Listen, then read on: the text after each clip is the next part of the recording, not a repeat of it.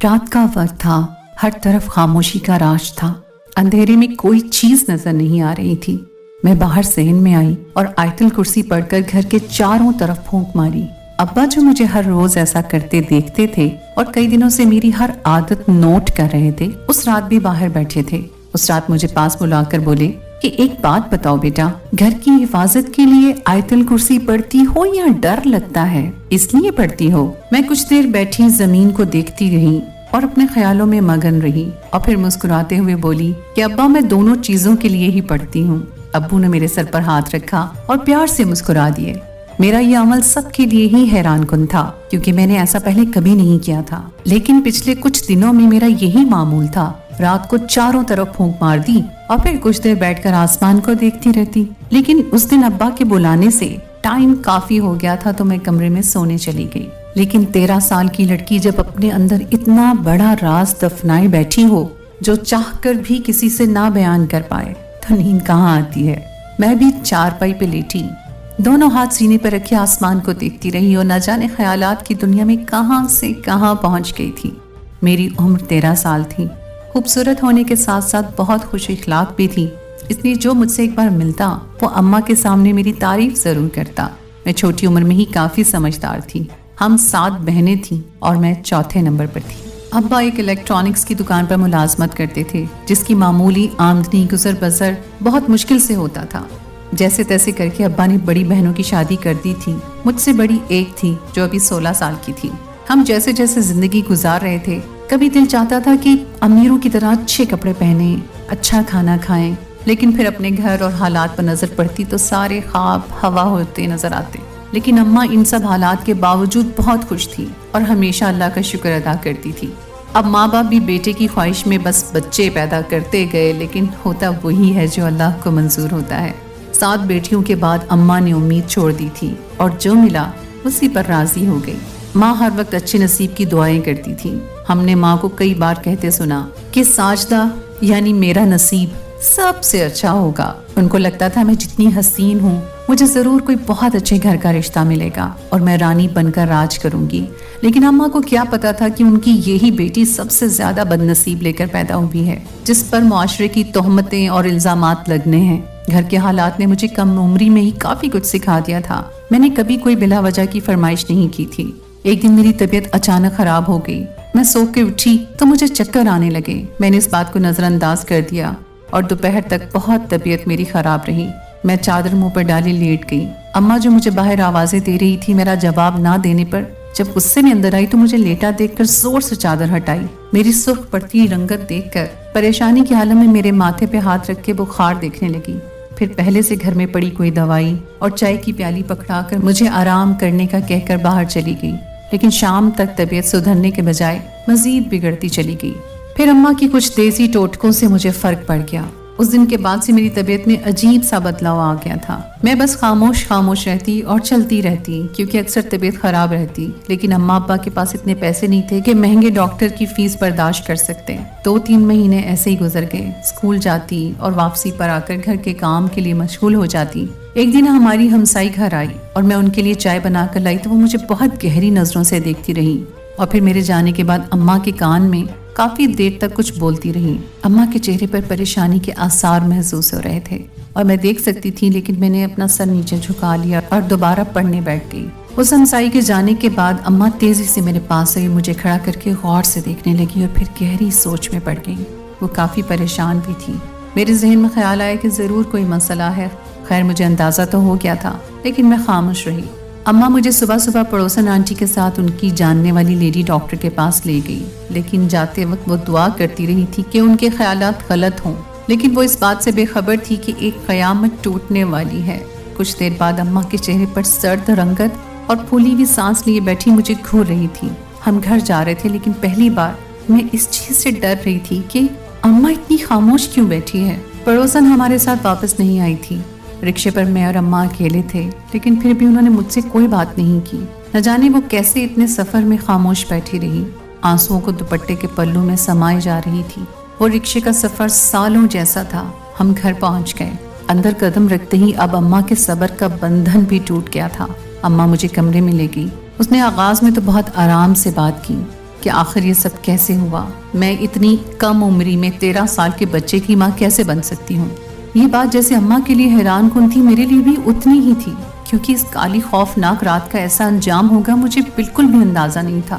میں جس راز کو سینے میں دباتے پھر رہی تھی وہ اس طرح باہر آئے گا، میں نے کبھی سوچا نہیں تھا، نہ میری سوچ وہاں تک گئی۔ خیر اب وہ وقت بھی جا چکا تھا اور یہ قیامت میرے سر پر تھی۔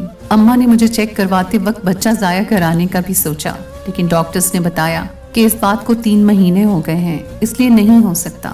اگر اس کے باوجود ایسا کرنے کی کوشش کی جاتی تو ماں کی جان کو خطرہ ہے۔ اب جو بھی ہوا تھا وہ میری ماں تھی، اس لیے وہ مجھ سے پوچھنے کی کوشش میں تھی کہ آخر ایسا کس نے کیا تھا میرے ساتھ، لیکن میں چاہتے ہوئے بھی نام نہیں بتا پا رہی تھی۔ ایسا لگتا تھا میری زبان پر تالے لگ گئے ہیں۔ اماں جب پوچھ کر تھک گئی اور میری طرف سے کوئی جواب نہ ملا تو ان کی مار بھی کھا لی۔ میں پھر بھی خاموش رہی۔ آخر تھک کر وہ مجھے کمرے میں چھوڑ کر چلی گئی۔ جانے کے بعد میں کتنی دیر اس انتہا کے احساس کو محسوس کرنے کی کوشش کرتی رہی جو میری زندگی میں کیا الجھنے لے کے آنے والا تھا۔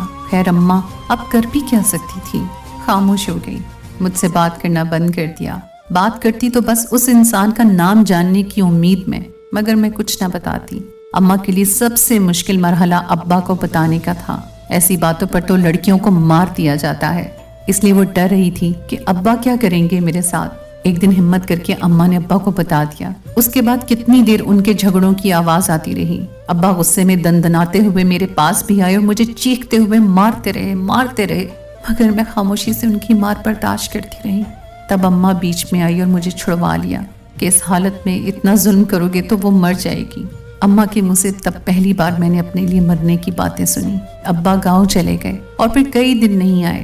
میں نے گھر سے باہر جانا بند کر دیا کیونکہ اب میری صحت بھی ایسی تھی کہ کوئی بھی ایک نظر میں پہچان لیتا۔ محلے والوں کو پتہ لگ گیا تھا، وہ اکثر گھر آ کر طرح طرح کی باتیں کرتے تھے اور اماں پولیس کے پاس جانے کا کہتی، جس پر میں منع کرتی اور نہ ہی میں اپنی زبان کھولتی۔ اس واقعے کے بعد اماں مجھ پر ہی الزام لگاتی کہ یہ سب میری مرضی سے ہوا ہے۔ ابھی میں کچھ نہیں بتا رہی تھی، لیکن مجھے ان باتوں سے کوئی فرق نہیں پڑتا تھا۔ وقت کیسے پنکھ لگا کر اڑ گیا پتہ ہی نہیں لگا۔ میں اماں کے ساتھ کام کاج بھی کروا لیتی، لیکن اس دوران ہم دونوں میں بالکل خاموشی رہتی۔ ماں بیٹی کا ایک تعلق ٹوٹ سا گیا تھا۔ شاید وہ خاموش رہ کر مجھے بولنے پر اکسا رہی تھی۔ پھر وہ دن بھی آ گیا جب 13 سال کی عمر میں نے ایک بیٹی کو جنم دیا۔ اس وقت جب میں خود کھیل کود کی عمر میں تھی، اپنی بیٹی کو ہاتھ میں لی، اس کے معصوم چہرے کو دیکھتے ہوئے میں نے خوشی سے اسے گلے لگا لیا۔ ماں چاہے 24 سال کی ہو یا 13 سال کی، ماں ماں ہی ہوتی ہے۔ اس بات کا احساس مجھے تب ہوا تھا۔ میں ہر چیز سے بے خبر تھی، لیکن اتنی کم عمری میں اتنی اذیت کے بعد اپنے وجود کے سہارے کو دیکھنا انتہائی سکون بخش تھا۔ اس لمحے میں ہر دکھ تکلیف بھول گئی تھی۔ میری اماں اور بہنیں جو اتنے مہینوں سے مجھ سے ڈھنگ سے بات نہیں کرتی تھیں، اس مسکراتی ہوئی اشال کو دیکھ کر خود کو روک نہ پائیں اور خوشی خوشی اسے اٹھا کر اس کے ساتھ ہونے کا یقین دلایا۔ میری بیٹی کا نام اشال رکھا گیا تھا۔ کچھ دن ہمارے گھر میں اس چھوٹی سی ننھی کلی کی آوازیں گونجنے لگی، لیکن پھر خوشیاں کہاں زیادہ عرصہ ہوتی ہیں۔ ہر صبح کے بعد رات میں آنا ہی ہوتا ہے۔ ابا جنہوں نے ابھی تک دل سے معاف نہیں کیا تھا مجھے، باقی سب تو چلو اشال کے آنے سے تھوڑے بدل گئے تھے، لیکن ابا خود ہی نہ جانے کیا کچھ پلان بناتے جا رہے تھے۔ اپنے گاؤں والوں سے انہوں نے یہ بات چھپائی تھی۔ وہ جانتے تھے کہ ان کو پتہ لگا تو وہ پھر کسی صورت ان لوگوں کو قبول نہیں کریں گے، اس لیے ان کو بتانا گوارا نہیں کیا۔ ایک دن ابا نے بتایا کہ انہوں نے گاؤں کے کسی گھر میں میرے رشتے کی بات کی ہے اور جلد ہی میری شادی کر دیں گے، لیکن اماں نے اس چیز سے بغاوت کی تو ابا نے انہیں یہ کہہ کر چپ کروا دیا کہ اگر 13 سال کی عمر میں یہ بیٹی پیدا کر سکتی ہے تو شادی بھی کر سکتی ہے۔ اب وہ کسی کی نہیں سن رہے تھے اور آخرکار ابا نے اپنی ضد پوری کر ہی لی اور گاؤں میں ایک جاننے والے کے بیٹے سے میری شادی کی تاریخ بھی رکھ دی۔ گاؤں میں تو یہ چیز بہت معمولی تھی کہ اتنی کم عمر میں شادی کر دی جاتی ہے، اسی لیے کسی کو کوئی اعتراض ہی نہ ہوا۔ لیکن اس کے بعد بھی قربانی مجھے ہی دینا پڑی، مجھے اپنوں سے دور ہونا پڑا۔ کچھ عرصے بعد میری سادگی سے شادی ہو گئی اور میں گاؤں چلی گئی، لیکن وہاں میرا دل نہیں لگتا تھا اور میں بیمار رہنے لگی۔ سب لوگوں نے اتفاق کیا کہ گھر سے کم عمری میں دور ہونے کی وجہ سے ایڈجسٹ نہیں ہو پا رہی۔ میرے شوہر اسلم نے اپنے ابا سے بات کی اور اس کے ابا نے میرے ابا سے بات کر کے شہر میں ایک چھوٹی سی دکان اسلم کو کھول دی۔ اس طرح میں اور اسلم شہر میں اماں لوگوں کے پاس رہنے لگ گئے۔ اسلم صبح ابا کے ساتھ جاتے تھے اور رات کو واپس آتے تھے۔ اس طرح مجھے پورا ٹائم اپنی بیٹی کے ساتھ گزارنے کو مل جاتا تھا۔ اسی طرح وقت گزرتا گیا اور کئی سال گزر گئے۔ اشال کا مجھ سے لگاؤ بھی بہت ہو گیا تھا اور وہ میرے ہاتھ سے ہی کھانا کھاتی اور سوتی بھی میرے ساتھ تھی۔ اسلم بھی اسے پیار کرتے تھے، لیکن وہ اس بات سے بے خبر تھے کہ یہ بھی باقی 2 بچوں کی طرح میری بچی ہے۔ لیکن میں خوش تھی کہ اسے باپ جیسا ہی پیار مل رہا ہے۔ ہم الگ گھر میں منتقل ہو گئے۔ اشال نے بھی ہمارے ساتھ جانے کی ضد کی۔ میرے کہنے پر اسلم نے بھی مان لیا۔ یہ بات میں مانوں گی کہ اللہ نے اتنی اذیتوں کے بعد اسلم جیسا شوہر دے کر مجھ پہ اپنا کرم کیا تھا۔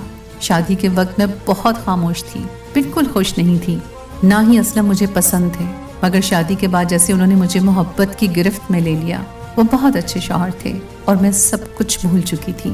اس کی وجہ سے میں اشال کے ساتھ ہمیشہ رہی اور اب میرے باقی 2 بچوں کی طرح اشال نے بھی جوانی کی دہلیز پہ قدم رکھ لیا تھا، کیونکہ وہ باقیوں سے بڑی تھی۔ اس لیے اس کے میٹرک کے بعد شادی کی ذمہ داری میری تھی۔ میرے کہنے پر یہ کروائی گئی تھی اور میرے سسرال والوں نے بہت واویلا کیا تھا، لیکن اسلم نے میرا ساتھ دیا تھا اور میں اور اسلم کسی اچھے رشتے کی تلاش میں تھے۔ ایک دن جب اسلم کے کسی دوست نے ایک رشتے کا بتایا اور ان لوگوں کو ہم نے گھر بلا لیا، میں اس دن صبح سے ہی مہمانوں کے آنے کی تیاری کر رہی تھی، اس بات سے بے خبر تھی کہ میرا ماضی میرے سامنے آ کر کھڑا ہونے والا تھا۔ وہ بات جو میں نے کہیں دفن کر دی تھی اب پھر ایک نئے روپ میں میرے سامنے آنے والی تھی۔ شام کا وقت تھا جب اسلم نمبر ملاتے ہوئے دروازے سے داخل ہوئے اور بتایا کہ اشال کا رشتہ دیکھنے کے لیے آنے والے مہمان گلی میں آ گئے ہیں۔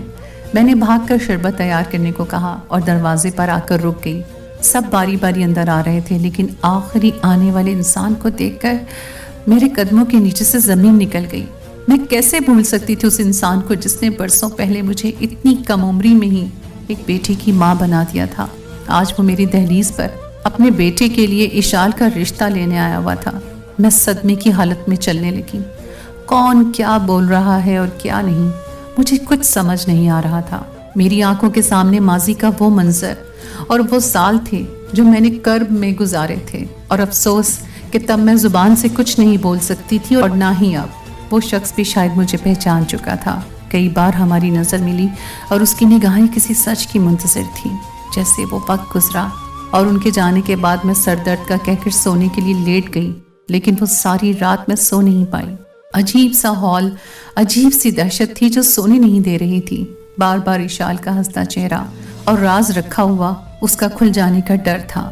اتنے میں فجر کی اذان سنائی دینے لگی اور میں نے رو کر اللہ سے دعا کی۔ اگلے دن ان لوگوں کو انکار کر دیا اور کچھ عرصے کے بعد کئی سال تک اچھا رشتہ ڈھونڈ کر اشال کو اپنی دعاؤں میں رخصت کر دیا۔ نماز میں اٹھتے میرے ہاتھ صرف میرے بچوں کے اچھے نصیب ہی کی دعا کرتے رہتے تھے۔ آخر میں آپ کو اس لڑکے کا بتا دوں جس کی اشال بیٹی تھی۔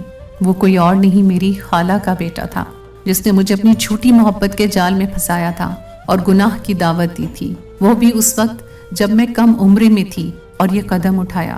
میں نے کبھی یہ نہیں سوچا تھا کہ جس ماں اور باپ نے مجھے پال پوس کر بڑا کیا ہے ان کے ساتھ دھوکہ کرنے جا رہی تھی۔ آج مجھے اپنی غلطی کا احساس ہو چکا ہے۔ خدا را اپنے والدین کو کبھی دھوکہ نہ دیں اور کبھی کسی کی باتوں میں نہ آئیں۔